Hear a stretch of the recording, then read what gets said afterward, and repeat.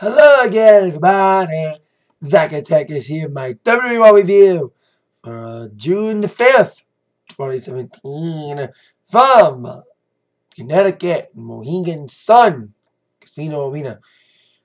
Now, after last week's Raw, which was just getting Raw one of its worst ratings in years, and after a decent Extreme Rules pay-per-view, entertaining but wasn't as extreme as it should have been, this War Night officially heads down the road to goodness gracious, great balls of fire. I hate the name.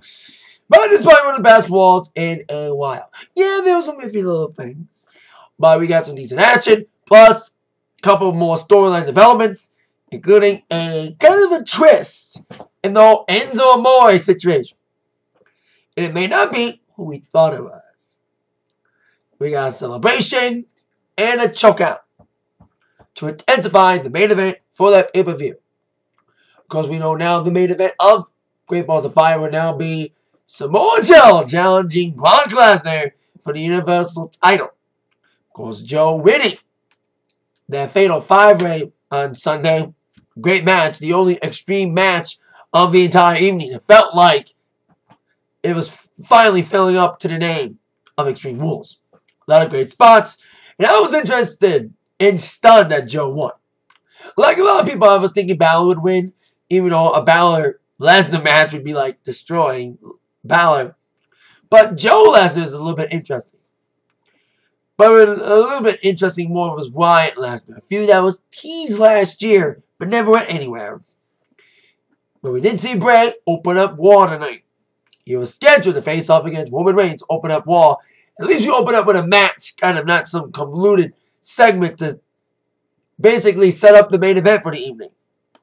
They didn't go normal. They know that that formula has been one of the reasons why Raw's been failing. Because they open up the same way, different guys, but the same kind of formula. Some person comes out, I want you. No, I want you. Match is made. But this match was already made on the internet between Reigns and Wyatt. So before the match, Wyatt would run down the fact that he was unable to get the opportunity to slay the Beast. And he's kind of been lost on Raw. He should have still remained WWE Champion on SmackDown instead of Jinder. Where Jinder is now is where Wyatt should have been. So, there you go with that situation. So as Wyatt was pointing out everybody, leaving Roman for last, even the brief mention of Roman's name got the crowd booing, but the boos intensified when Roman came out himself. That first note, damn it, boom. He loves that reaction, probably. He's like Cena when he got booed out of the building every time. Although he still needs a catchy song for, you know, the John Cena sucks. I still do the Roman Reigns sucks. Roman Reigns sucks was not as catchy as this John Cena sucks. Anyway, basically he said, why you don't want to one down me? You don't want to get in my face in my yard. You know what happens? Bang. Short but sweet little promo. And the match officially would begin. Very long match. Very ordinary match. A rivalry renewed from 2 years ago. We've seen him fight off since. And Reigns is kind of in a transition period since he was in the middle of a feud with Braun Strowman that probably would have had a payoff last night if Strowman wasn't injured. Although I am hearing that Strowman will return at the end of the month at House Shows. They may do what they did with Finn Balor. Have him return at House Shows, then bring him back on TV eventually. But that's the rumor I'm hearing, that Braun could be cleared by the end of the month, according to some dirt sheets. So, you know, Reigns needs a new rivalry, and it's kind of like a transition match. Reigns was just basically tossed into the Fatal 5-way.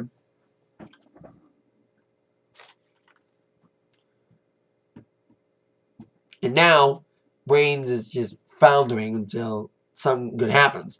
It was a good hard-hitting match. You know, Bray was dominant a little bit early on after the initial onslaught for Reigns, trying to do Superman Punch early, but thank God it wasn't over that early. So after that stuff, Reigns would get pummeled by Wyatt. There's a cool spot, little transition period with a couple of interesting spots. Roman bounced off turnbuckle, did a big kick, kind of like the big bounces he's been doing. A lot of people have been criticizing the 2 bounces off the barricade to a Superman punch he's been doing after taking the buckle bomb from Rollins the last 2 weeks on Raw and at the pay-per-view last night. And he took a bump from Wyatt kind of like that against a buckle, but he bounced with a kick. Wasn't as fluid as the bounces. But another segment came when they were brought on the outside and Reigns in a drive-by. And then Reigns got pummeled by a nasty clothesline by Wyatt. And both guys were going for the big moves. Wyatt was teasing Sister Abigail at one point. And Reigns did nail the Superman punch, trying to tease for the spear. But then Wyatt would come back with some big moves. And then, I guess, after another teaser for Sister Abigail, that's when Reigns would Superman punch Wyatt again. Then connect, finally the Superman punch, follow up, the spear. And the Eater of Pins eats another one. 1, 2, 3. Roman Super Reigns! Wins again! So, like I said, where does Reigns go from here? We may kind of know where Wyatt's going by the end of the night, but when it comes to Reigns and his status, we shall see. Because he needs a little bit of new rivalry, because now, like I said, with Strowman out, he's going to get in between period. Then we had a couple backstage segments. A lot of promises that were upheld, that were made by certain champions, would be upheld tonight. And them all. First, Bliss got rid of Bayley, and she wanted her own celebration. And she told GM Kurt Angle she wanted her own, this is my life. And I love that Kurt Angle said that was one of the worst segments in Raw history. No, you're not getting your own, this is your life. The Bayley one was horrible. Basically, Kurt Angle was doing a fuck you to the writers.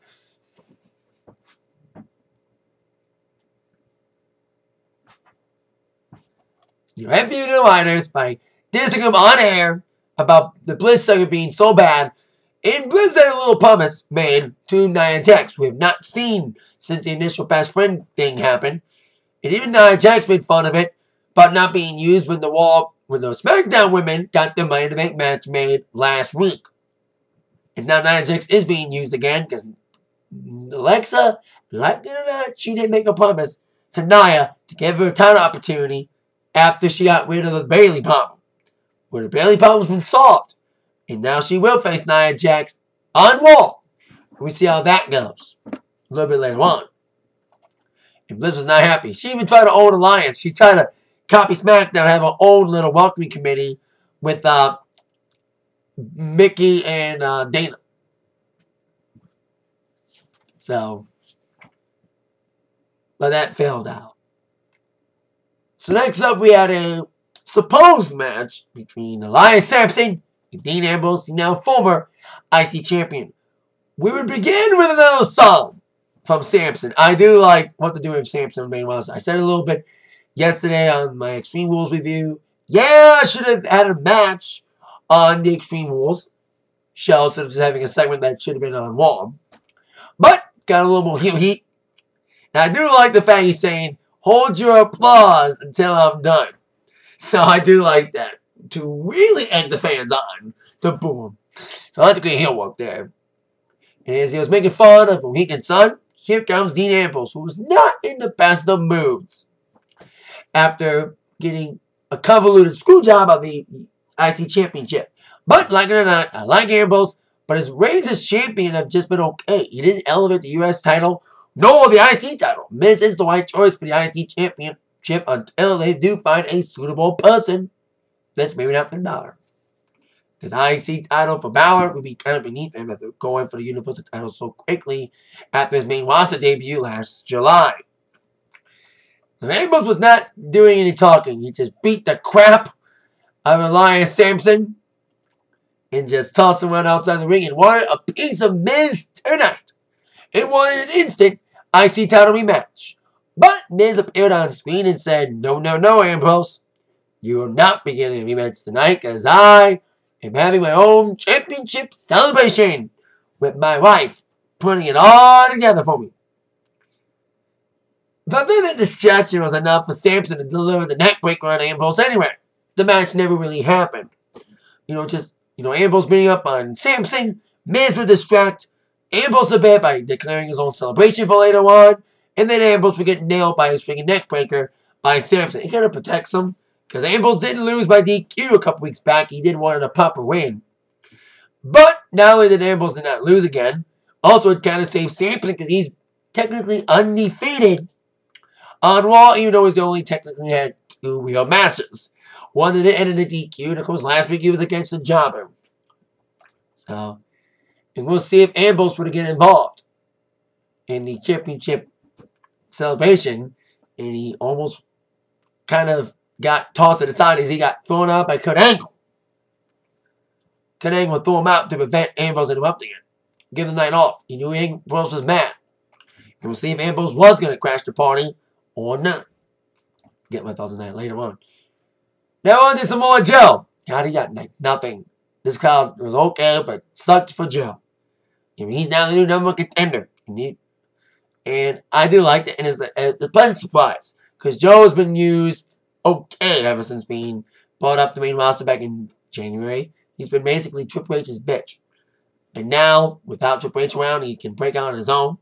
And now challenge Brock Lesnar for the Universal title. I don't think he'll win the match, but it'll make him look good. As long as Lesnar cooperates. I kind of had a long tangent on that on the end of my Extreme Rules review.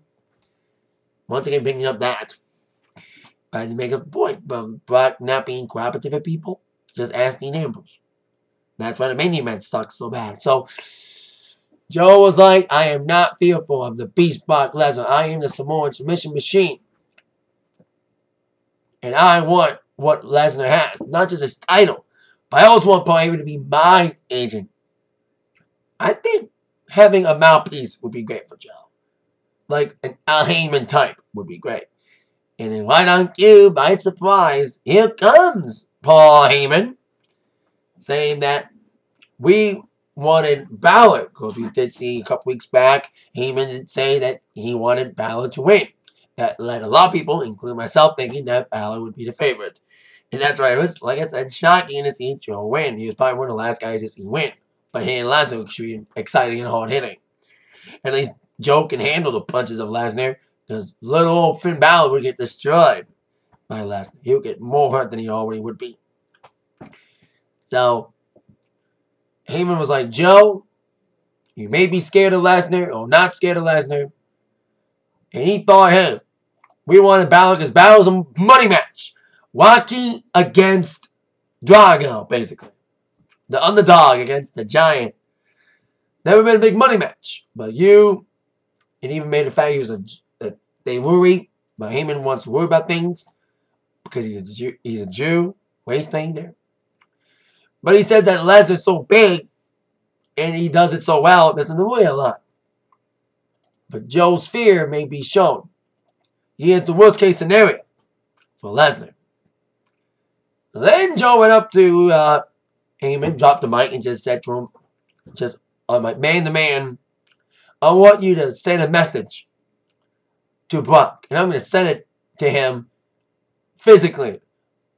By basically choking him out. He put him in a clutch, choked out Heyman, made him pass out like he did the Finn Balor last night, and left him laying. Later on, we would see Heyman backstage, getting a phone call from Brock as he was in the trainer's room, and Brock Lesnar will be on Raw Land next week to address Samoa Joe and start the proper build for their main event match at Great Balls of Fire. We'll see how the build is. So there you go. But Joe wasn't done destroying people this evening. He wanted another piece of action. Seth Rollins faced him backstage following the assault on Heyman. And we had a match made between Samoa Joe and Seth Rollins. A rematch from Payback. The match I thought was going to be an Extreme Rules until Strowman's injury spoiled plans. So then we would have a match, a couple of little squash matches.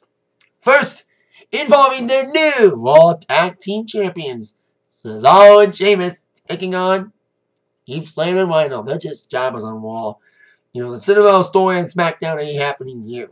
Despite a great effort from the former SmackDown champions, they got destroyed by the new champions. I know champions sometimes lose non-title matches sometimes, but they're not that stupid to make the new tag team champions lose 24 hours after winning the titles. Basically, they just double teamed, big booking on Slater. It was a very quick match. Okay, little match up there. Made the new champs look good. They had a little poem on the microphone. Talking about beating up the Hardy. And I think they have a new catchphrase that could be a t-shirt. They don't just set the bar, that they are the bar. So, I think that could be a t-shirt. And I think a lot of people, when Sheamus and Cesaro first came together as a team, being forced as a team after the whole Best of 7 series leading up to just a tie and leading up to the tag team opportunity, I think they've gelled a lot. Yes, I think a lot of us would love to see Cesaro in a singles one, but he's doing the best he can. They're both working with it. They took what they were given, Sheamus and Cesaro. They took this idea, the Odd Couple tag team, and ran with it. Bliss was given the This Is Your Life segment, and that was complete shit, and was not her fault, as I mentioned last week. And Sheamus and Cesaro went around with this, and they're doing well with it. But who is next for the titles? Now the Hardys are done. We may see the brokenness of Matt. It was teased by Webby on the Twitter page, Matt's wife. Of course, they did lose the titles, and Matt may blame Jeff, because Jeff got back in the match after he escaped and went back in, and did the Whisper in the Wind. And then he would lose. So there you go. Now, speaking of promises, I told you Alexa Bliss had a promise to uphold to Nia Jax, which she was forced to uphold that promise by Kurt Angle. Neville promised TJP that he would get a title opportunity after he got rid of the Austin Aries problem. Where we got rid of that Austin Aries problem, made him submit once again to the Rings of Saturn 3 times was not the charm for Austin Aries. So then, TJP wanted the title shot, and Neville was having nothing of it. But TJP wanted to prove it, as he would take on Mustafa Ali. And I see Ali on Raw. And I like Ali, should be more character developed. But of course, Mustafa Ali's a little bit distracted with his whole Drew Nice thing on 205 Live. The no flat zone! No flat zone thing! With Nice and his sign to make the, not Tony Nice, Tony Nice's friend, Drew Gulak. He's got the no-fly zone. Yeah, Nice and Drew are attacking for him. Now Drew's got this whole no-fly zone, this make 205 great again gimmick.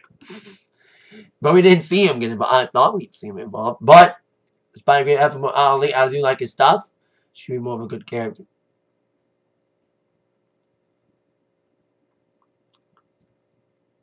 So then, despite the best efforts from Ali during the high flying, his showboating ship, his showboating got him nowhere as TJP would come back alive and would later, eventually, nail the detonation kick in the victory for TJP. And he wanted the shot at Neville once again, and Neville came out after the match. There was a little conversation. TJP still wants his match, and he was going to talk to Kurt Angle. He won his match tonight. That should be more of a reason to give me a shot. And he was going to the back to talk to Angle. Neville would attack him from behind, lay him out, and say he will defend the title tomorrow night on 205 Live. So he is keeping his promise to TJP by giving him a title match. Then we would have a couple more segments. The Bliss segment I mentioned with her talking to Mickey and Dana, trying to be like a welcoming committee thing to one-up Nia Jax, saying that Nia Jax doesn't deserve a title shot, that she basically jumped in front of the line. Like I said, kind of like what Natalya was doing with Tamina and Carmella about Charlotte just coming in front of the line. Like, well, I was trying to come to SmackDown, but it didn't really work out, as we would see later on. We saw another Goldust promo, and another R-Truth promo eventually. R-Truth didn't interrupt Goldust this time, but both would have segments later on. I think we all thought they would be involved in the Extreme Rules, but I'm hearing great balls of fire they may have a match. Hopefully it ain't pre-show. So, there you go. Then we had Angle coming out to the commentating table. He had a cell phone earlier. He was talking to Bliss. When he made the match with Bliss and Jax, he was on his phone, getting more texts. a little more development on the storyline that was starting last week with Corey Graves and Kurt Angle. We'll see where this goes. And they were talking backstage, because Angle pulled Corey from the commentating, and they were talking backstage, and as they were, if you notice, and I finally noticed because a couple weeks ago we saw Revival backstage doing a Sasha Banks segment, and I didn't say anything, but I did see him this time, and I will acknowledge them being behind Kurt Angle and Graves. And Angle was interviewed and he left the building. And as Angle left, Angle snuck back in. And another thing, right after seeing Revival sneak in, we would see that Big Cass got attacked. Plot twist.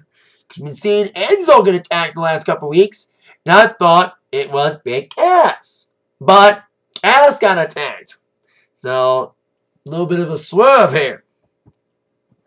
Maybe it was a Revival after all. Being aligned with Graves. We'll see where this takes us. How's the payoff going to be? Is it going to be a what payoff? We saw a chain pull out of Cass's neck. He was supposed to be in a tag match. I'll get to that in a minute. But then we got a match involving Titus O'Neil against Kalisto. A rematch from Raw last week. A little bit of a revenge match for the Titus brand after Apollo Crews lost again to Kalisto in a decent match on the pre-show. And I was like, please don't let it be a shitty ending like last week, and don't let it be less than a minute. Because we saw, you know, Titus pull the tights last week like less than a minute. So Kalisto, who's got a green mask, that is manic type mask that we've been seeing lately. A little bit back to his old mask. I get this all fine early. But got there with a big boot. And after a little bit of exchanges, Titus was trying to do the same thing he did last week. Yes, we almost saw the same ending. We kind of did. But it was a little bit of one-upsmanship. As Titus had the tights, Kalisto would counter it to his own pin, and he had the tights. Turnaround spare play. And Kalisto got a little one-up on Titus as he held the tights to get the victory. So Titus brand's falling again, and Crews is kind of getting some heel swag. He kind of showed it last night. Forgot to mention that. But he still needs a lot more to go. Even though him being alive with Titus may not be the best thing to get him over, bang. It may work. So on to our next segment. The Men's Championship Celebration. With Ambrose back in the building, we would have guessed that he would be involved in this segment. We would see Maurice come out with big balloons, a couple of champagne glasses, and a dancing bear. That had a sign saying congratulations. Miz came out and got "You deserve a chance." I love his little retort, saying, "I would appreciate that chant if you didn't say it for every other superstar who wins a belt." That is true. You know what I mean? You deserve a great chant, but guess what? They overuse it. You know, they use it for everybody. And Miz got to make fun of that when that chant was heard. So, great night for the Miz, proving once again why he's a great mic worker. So, I talked about being the victory. You know, and banishing Ambrose again. And reclaiming the IC Championship. And going on the Miz Intercontinental Championship comeback tour. So as he grabbed the glass of champagne, he said, "I'll raise my glass, but you can just raise your styrofoam cups." A little class diss, you know, about being beneath Miz. Then a little toast, and he realized the bear. I think we were all thinking the same thing. That's Ambrose in there. And Miz thought the same thing. He would nail the bear with the skull crushing finale, but he took the mask off, but it was a jobber.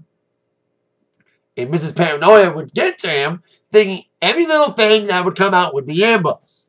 Because we would see a big box come out. And he and I, and everybody thought the same thing, that if the mascot wasn't Ambrose, this is Ambrose. So Ambrose wasn't in that box. Miz smashed it to hell. Maurice was not too happy, because Maurice revealed that it wasn't Ambrose. It was a grandfather clock. She said it was timeless, just like him. And he destroyed it.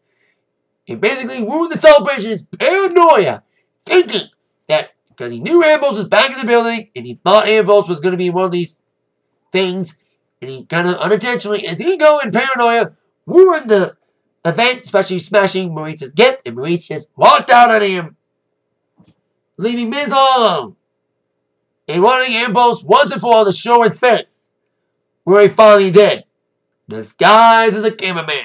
He would lay out Miz with the dirty deeds to end this segment. So, we didn't see the predictable route, but we did see Ambrose come in disguise anyway to nail out Miz. He will get his rematch, but he'll probably lose it. And after Ambrose gets his contractual rematch, who will Miz face next? Who is worthy? I mentioned it a little while. Who is worthy of challenging Miz next for the IC title? I also need to mention one other thing. I'm happy they're starting to branch the 205 guys outside of their bubble. Because you saw Noam Dar interacting with Sasha Banks last week and on the pay-per-view last night. But backstage, you'd see Tozawa watching the Kalisto Titus O'Neil match, teasing a Tozawa move. Well, Tozawa is done with his feud with D-Brian Kendrick. To see Tozawa outside of the brand would be great. You know what I mean? We get Austin Aries outside the bubble. And we can finally see 205 Live interact with everybody else, not just their own division. So then on to our next affair. The scheduled tag team match between Carl Anderson and Luke Gallows taking on Enzo and the mystery partner since Big Ass was laid out. Well, I bet you I wasn't the only one who thought this. Seriously, I bet you everyone thought this. That Finn Balor would be the mystery partner. And we'd finally see Balor Club being formed. I read on a couple of dirt sheets over the weekend that the Balor Club was going to be formed. And I thought this was the perfect opportunity to do so. After seeing Cass being taken out, I was like, please let it be Balor. Come on, Balor Club. Let him be the one. Let him turn Enzo. Who would be his partner?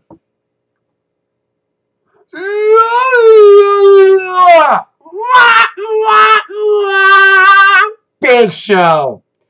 Well, Viking and Cass get a guy that's also 7 foot tall. They went the safe route. Now you're saying the WWE, when they get it right, they get it right. When they get opportunities to shock us and do something that we want to see happen, especially when Raw's suffering in the ratings as it is, when they want to do something shocking, something exciting, they fail. When they have the chance, they fail. 90% of the time.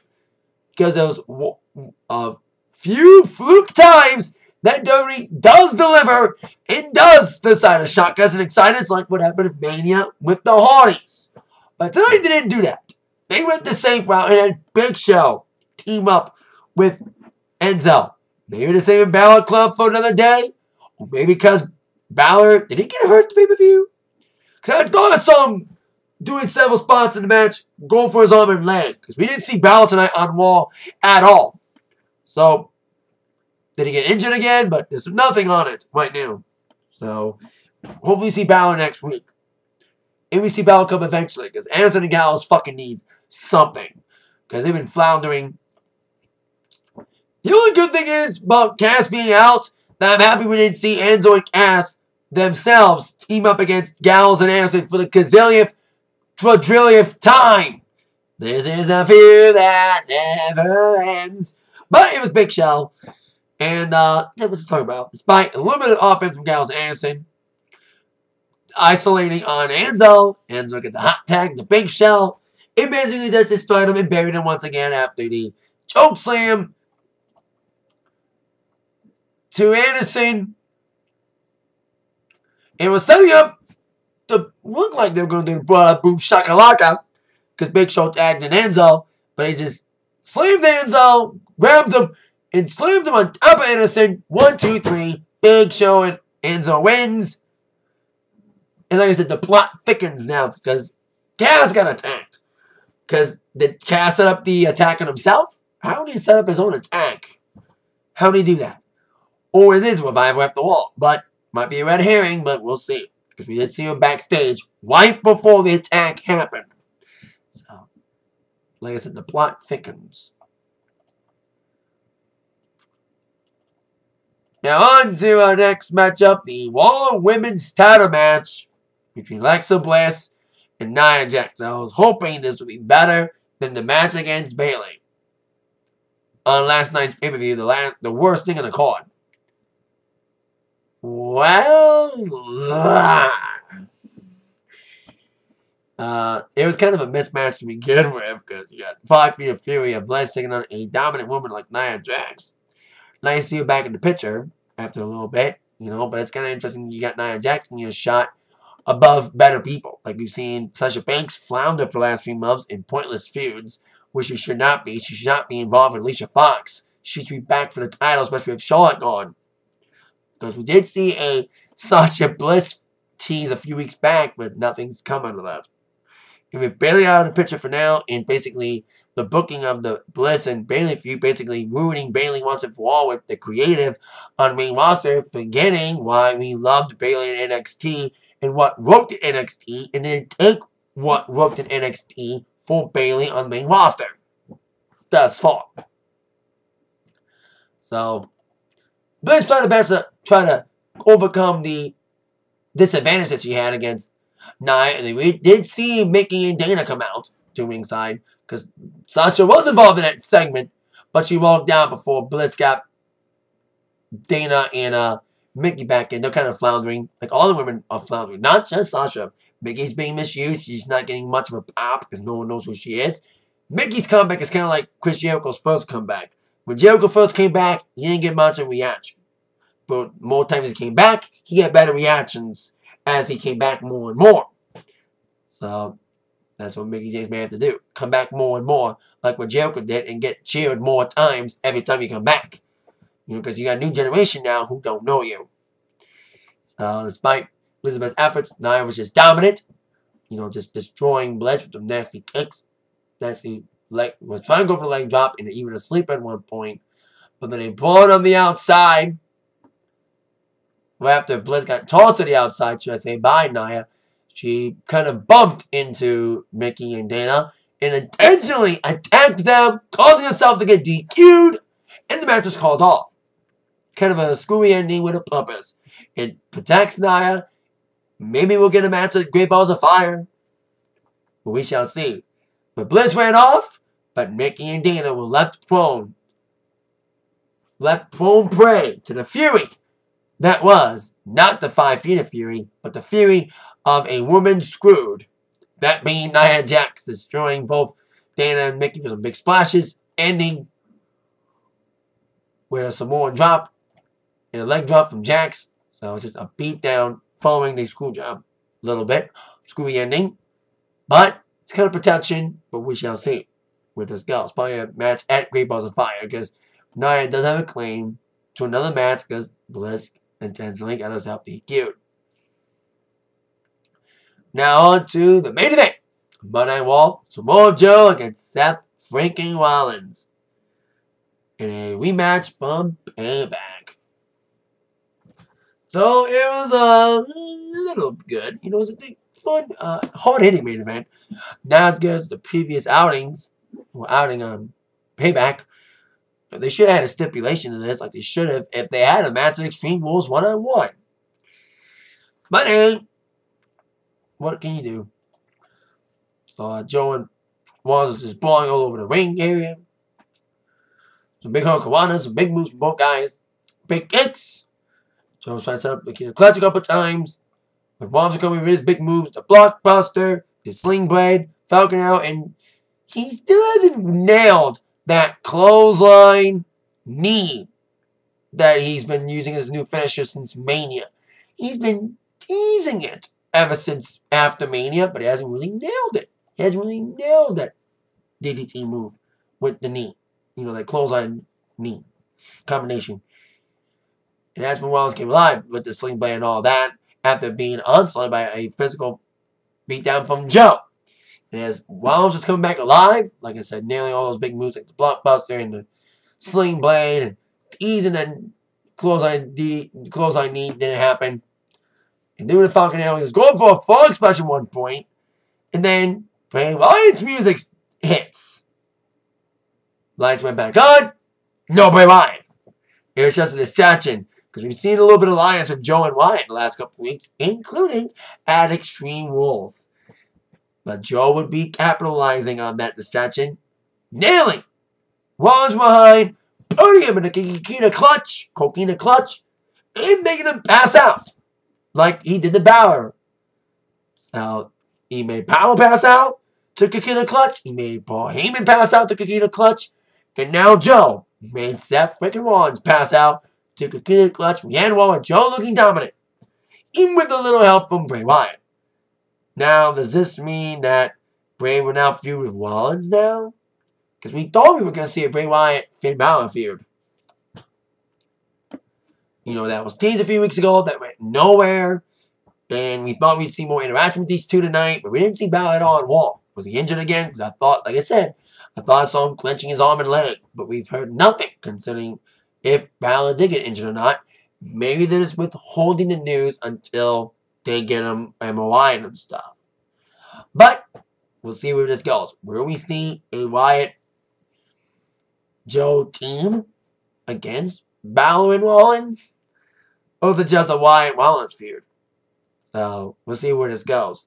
Because I do like Wyatt and Joe as a team. They have interesting chemistry. They won a couple weeks ago. That was after the Reigns and Rollins miscommunication, capitalizing on that. But and it could be a fun tag team for the division. A little bit of a wake up until Revival get medically cleared till Dash Wilder gets the metal piece out of his mouth from his jaw breaking.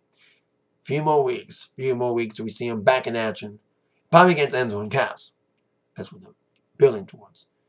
Unless there's a twist with it. The plot thickens on that.